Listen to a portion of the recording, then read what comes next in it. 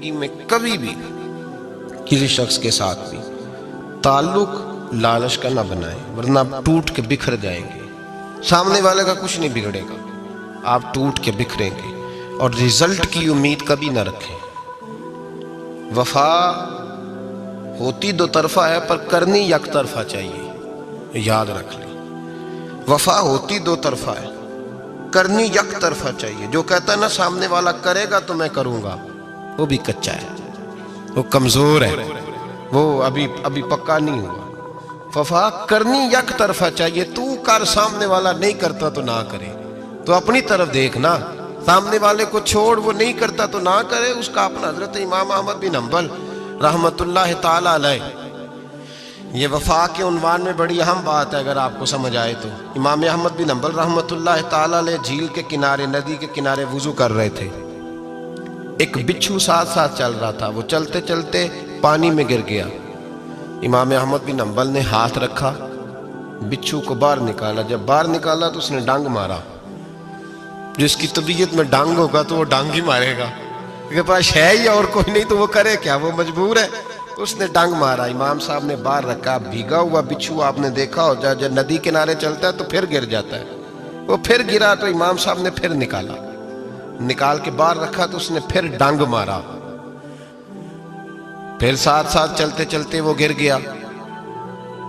کئی دفعہ ایسے ہوا، کئی دفعہ امام صاحب نے نکالا۔ ایک شخص قریب کھڑا دیکھ رہا تھا، وہ کہنے لگا حضور بس کریں، آپ نکالتے ہیں وہ ڈانگ مارتا ہے، چھوڑ دیں۔ آپ فرمانے لگے اچھا بھائی، بڑا تو عجیب مشورہ دے رہا ہے۔ وہ اپنی بری عادت پہ ڈٹ گیا ہے تو میں اچھی عادت ہی چھوڑ دوں؟ وہ بری نہیں چھوڑ رہا، ڈٹ گیا ہے، بار بار ڈانگ مارتا ہے تو میں اچھی چھوڑ دوں؟ آپ اپنی طرف دیکھیں گے، ہماری طرف سے کوئی کمی نہیں آنی چاہیے۔ سامنا والا جانے، اس کا کام جانے۔ وفا کا رشتہ مضبوط رکھیں، دوستی کا تعلق مضبوط۔ میاں صاحب نے کہا چنگی مندی سجنا کولو 100 واری ہو جاتی، کتنی واری؟ پکی گل ہے نا جی، کتنی واری؟ میاں صاحب نے کہا ہے 100 واری۔ ہم تو ایک باری بھی معافی دینے کو تیار نہیں۔ چنگی مندی سجنا کولو، ایسے نہیں آنے جانے والے سے نہیں، اس کے معاملے میں تو ہم خوددار ہیں نا، ہر ایک سے نہیں سنتے، وہاں تو ہم خوددار ہیں۔ سجنا کولو چنگی مندی سجنا کولو 100 واری ہو جاندی، یار یاراں دا گلا نہیں کر دے اصل پریت جنہ دی۔ دنیا میں وفا ختم نہیں ہوئی، پر ہم نے وفا کا رشتہ ہی نہیں بنایا، ہم نے تعلق ہی نہیں بنایا، وفا کا تعلق ہی نہیں بنایا۔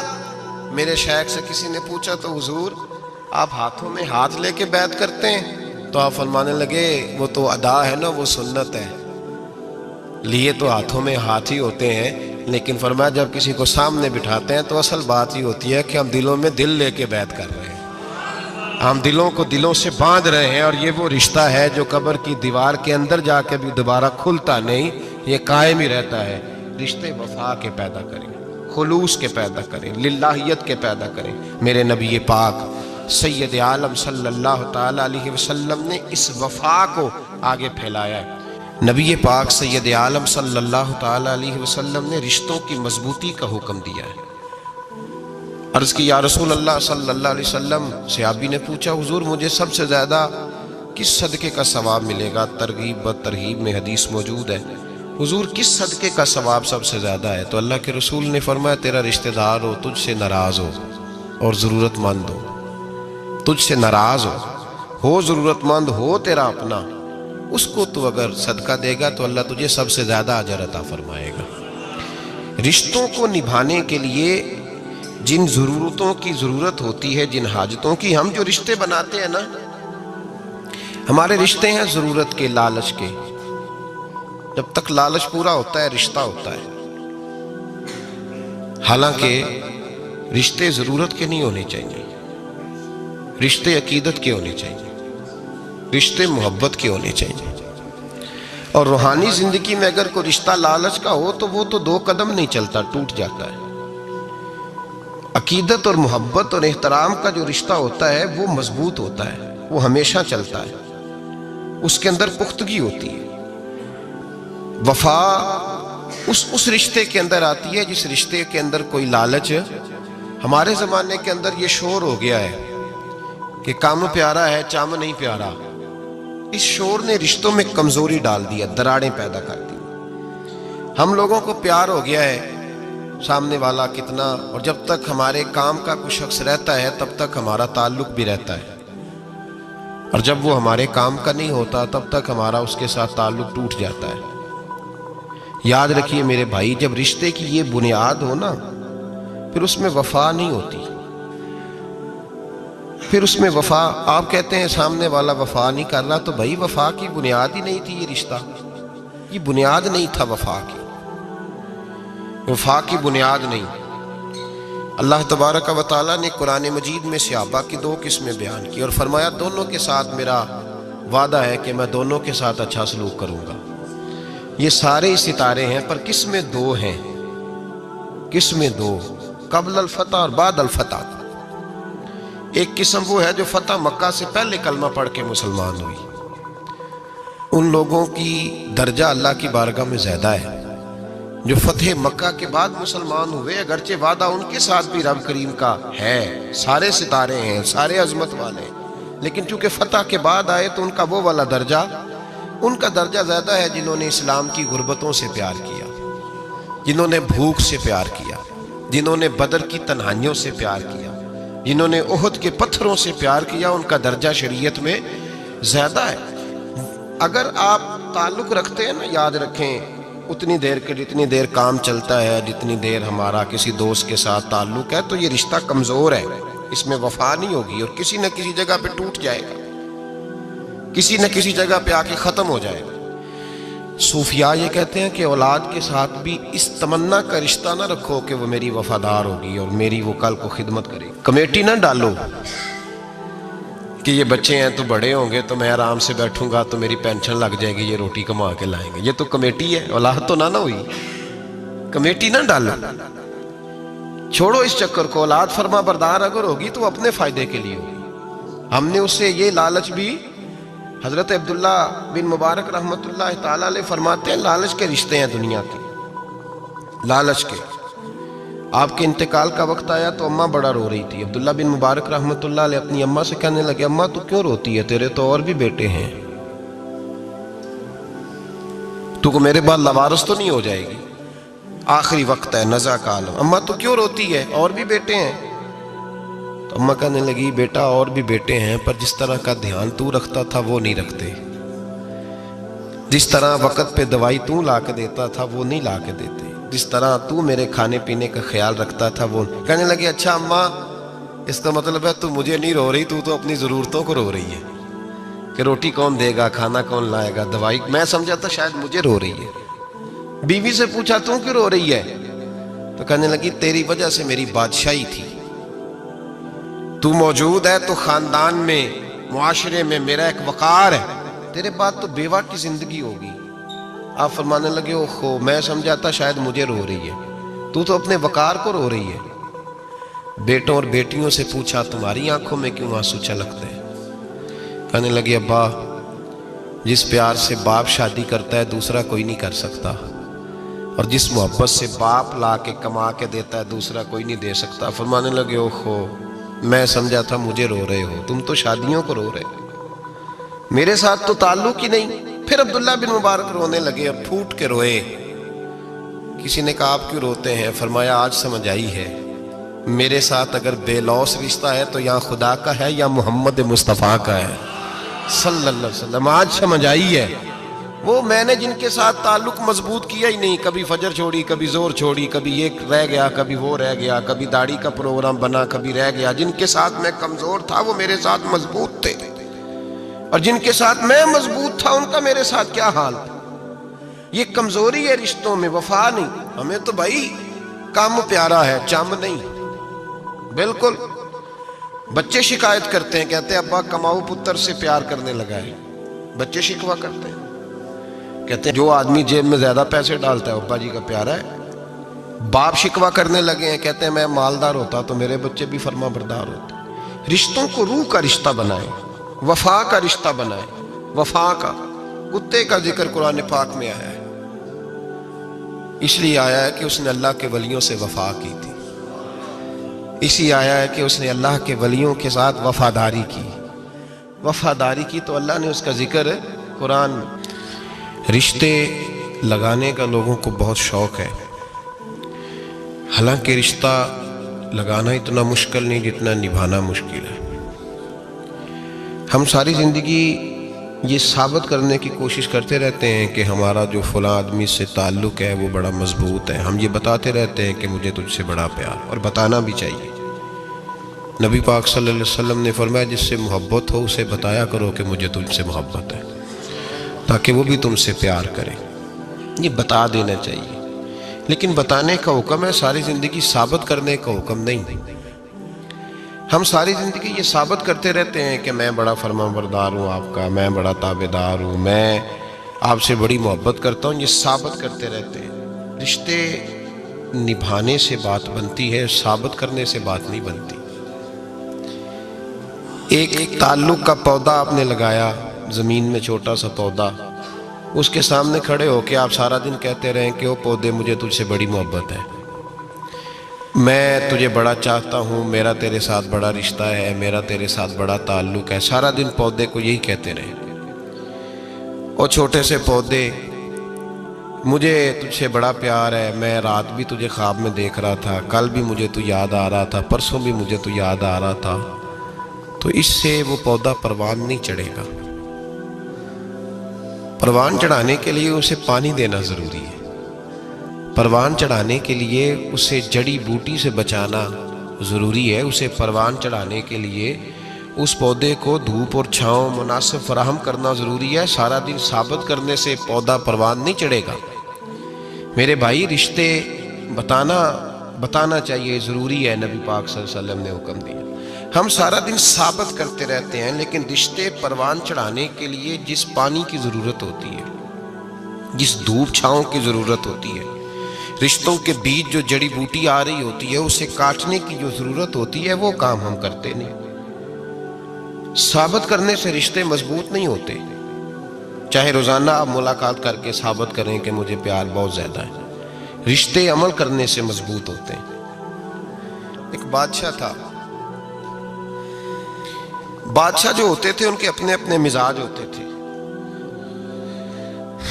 اس بادشاہ نے 4 5 6 کتے رکھے ہوئے تھے، اور کتے بڑے بڑے کتے تھے، اور بڑے وہ خون خار کتے تھے، چیر پھاڑ کھا جاتے تھے، شیر جتنے ان کے قد تھے۔ بادشاہ تھوڑا سا کسی آدمی سے ناراض ہوتا نا، تو ایک بہت بڑے پنجرے کے اندر ایک بہت بڑا سلاخوں کا گھر اس نے بنایا ہوا تھا، اس میں کتے ہوتے تھے، اور کتے کو جب باندھ کے رکھا جاتا ہے تو زیادہ زہریلا ہو جاتا ہے، وہ زیادہ اس کے اندر کرواہٹ آتی ہے، زیادہ کاٹتا ہے۔ اس نے قید کیے ہوئے تھے، کتے تو بڑے زہریلے تھے۔ جس آدمی سے بادشاہ تھوڑا سا ناراض ہوتا نا،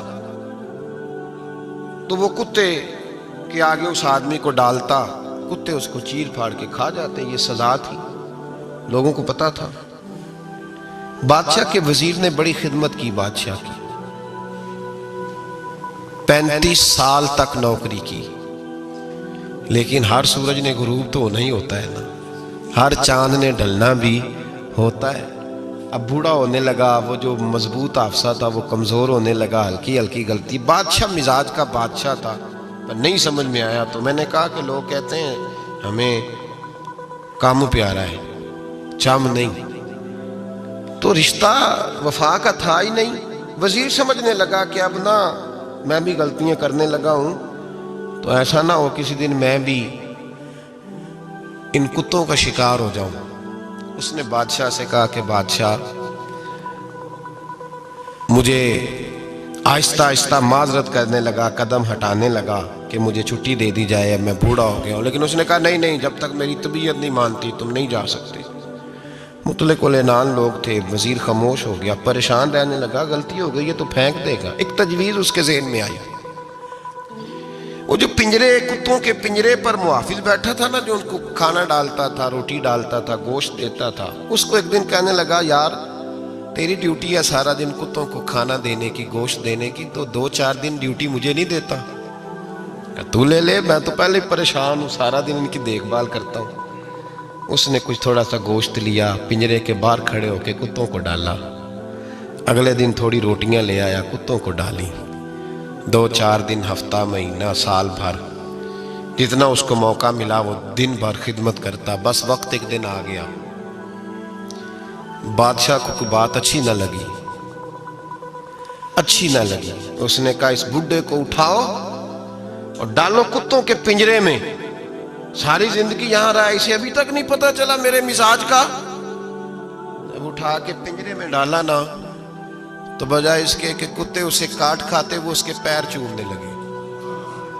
وہ پیر چومنے لگے، ہاتھ چومنے لگے، چاٹنے لگے۔ تو بادشاہ سامنے کھڑا تھا نظارہ دیکھنے کو کہ چیر پھاڑ کرتے تو خوش ہوا کرتا تھا، خونخوار درندے جیسی اس کی طبیعت ہو گئی۔ جب دیکھا وہ پیار کر رہے ہیں تو بادشاہ وزیر سے کہنے لگا یہ کیا ہے؟ تو وزیر رو پڑا، کہنے لگا تو سیاستدان تھا تو میں بھی سیاستدان تھا، ساری زندگی سیاست کی، لیکن دنیا داروں کے ساتھ رہا تو انجام یہ ہوا کہ مجھے اس پنجرے میں ڈال دیا گیا۔ دیکھ تو بہت بڑا سیانہ تھا اور میں بھی سمجھدار تھا، وزیر رہا، لیکن ہمارا روح کا رشتہ نہ بن سکا۔ ارے ہم سے تو یہ کتے ہی اچھے نکلے۔ تیری 40-35 سال خدمت کی تو تو نے کتوں کے آگے ڈال دیا، انہیں تو چند مہینے روٹی ڈالی ہے، میرے وفادار ہو گئے۔ چند مہینے روٹی، جنہ تنا وچ عشق نہ رچیا، کتے او نہ تھی چنگے۔ جنہ تنا وچ عشق نہ رچیا، کتے او نہ تھی چنگے۔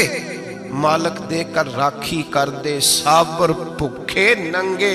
اور بابا بلے شاہ صاحب فرماتے ہیں تو راتی جاگے تے شیخ صدا میں، راتی جاگ دے کتے تے تیتھوں اتے مالک دا در مول نہ چھڑ دے، پاویں مارو 100 جتے تے تیتھوں اتے رکھا سکھا کھا، دنے جار رکھاں وچ ستے، تیتھوں اتے ایک برکی دا قدر پچھانن، پاویں مالک ہو من ستے۔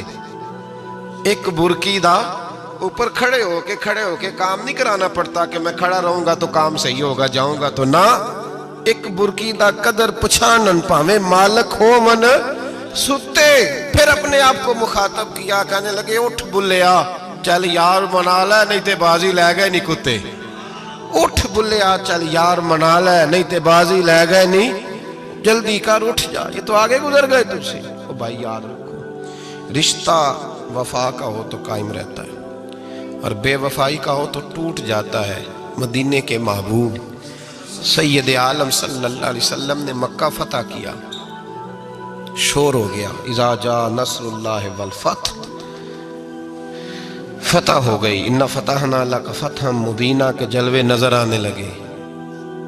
آج عرب کا نقشہ بدل گیا، حالات تبدیل ہو گئے، دنیا بدل گئی۔ محبوب پاک سید عالم صلی اللہ علیہ وسلم اس شان سے مکے میں داخل ہوئے کہ ہر کونے سے نبی پاک کے نام کے نعرے بلند ہونے لگے۔ ابھی 10 سال پہلے نبی پاک روتے ہوئے مکے سے نکلے تھے، 10 سال قبل روتے ہوئے گئے تھے اور 2 غلام حضور کے ساتھ تھے۔ آج اسی مکے میں حضور آئے ہیں تو لگتا ہے پہاڑ اور پتھر بھی میرے رسول کے نعرے لگا رہے ہیں۔ تو ایک عروج ہو گیا، حالات ایک نیا رخ اختیار کر گئے، اور مکہ مکرمہ کے اندر اللہ تبارک اب تو احاطہ بڑا ہو گیا ہے، مطاف بہت بڑا ہو گیا ہے، حرم شریف کی مسجد کو وسعت دے دی گئی ہے، لاکھوں لوگ آ سکتے۔ اس وقت جب 10,000 لوگ آئے نا تو سیرت نگار کہتے ہیں یوں لگا جیسے درختوں پہ بھی لوگ چڑھے ہوئے، پہاڑوں پہ بھی لوگ ہیں، اتنا مجمع تھا۔ کہاں 2-3 لوگ اور کہاں ہزاروں کا اجتماع۔ میرے نبی پاک صلی اللہ علیہ وسلم نے طواف کیا اونٹنی پہ بیٹھ کے کعبے کا، پھر میرے محبوب تشریف لائے اور حضور نے خانہ کعبہ کا دروازہ کھولا، پھر میرے نبی پاک نے بت توڑے، پھر میرے محبوب نے خانہ کعبہ کے دروازے میں کھڑے ہو کے خطبہ ارشاد فرمایا، پھر میرے رسول پاک صلی اللہ علیہ وسلم کے جلوے زمانے نے دیکھے۔ ان سارے حالات میں دنیا نے ایک وفا کا عجیب منظر دیکھا کہ اس موسم بہار میں نہ تو آواز حضرت ابو بکر کے نام کی بلند ہوئی، نہ عمر فاروق اور نہ مولا علی کے نام کی بلند ہوئی۔ اس مجمع عام میں محبوب پاک کی آواز گونجی تو رب کریم کے حبیب نے فرمایا این بلال، میرا بلال کہاں ہے، میرا بلال کہاں ہے، اس کو بلاؤ نا، کدھر ہے بلال؟ عجیب رنگ وفا دیکھا نا لوگوں نے، یہ وفا فرمایا بلال کدھر ہے؟ حضرت بلال ہاتھ باندھے سب سے پیچھے، وہ شہرت سے بچنے والا پیچھے پیچھے رہتا ہے، جی چاہتا ہے ساری غزلیں اس ظالم کے نام کروں۔ پیچھے تھے حضرت بلال رضی اللہ تعالیٰ عنہ، دوڑے حضور میں حاضر ہوں، فرمایا ادھر آ یار، کعبے کی چھت پہ تو چڑھ ذرا، آذان تو سنا۔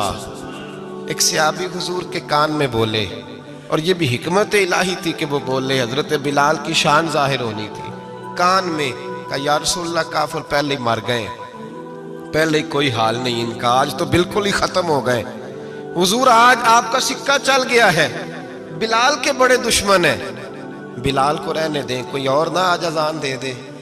کان میں بات کہی تھی، چاہیے تھا جواب بھی کان میں آتا، پر معصوم آمنہ فخر آدم و بنی آدم وفا کا خطبہ پڑھنے لگے، وفا کا خطبہ شروع ہوا۔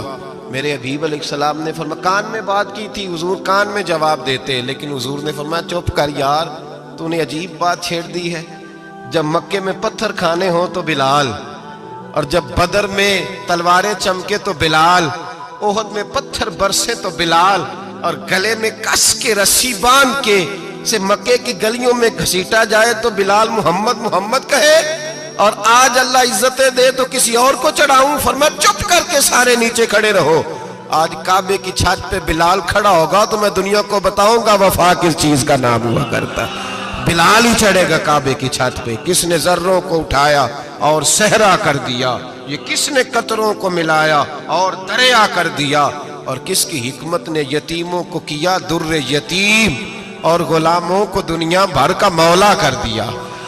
بھائی یاد رکھو، رشتہ جو وفا کا ہوتا ہے نا، اس کا بڑا رنگ ہوتا ہے، اس کا بڑا انداز ہوتا ہے، اس کے بڑے طریقے ہوتے ہیں۔ اگر حضرت حلیمہ غربتوں کے عالم میں میرے مصطفیٰ کو لے کے گئی تھی نا، تو معصوم آمنہ نے بھی تو سبق بڑا نرالا دیا نا امت کو۔ حضرت حلیمہ جب لے کے گئی تھی تو تب تو 3 لوگ تھے نا، کوئی دیکھنے والا نہیں تھا، 3-4 لوگوں میں لے کے گئی تھی۔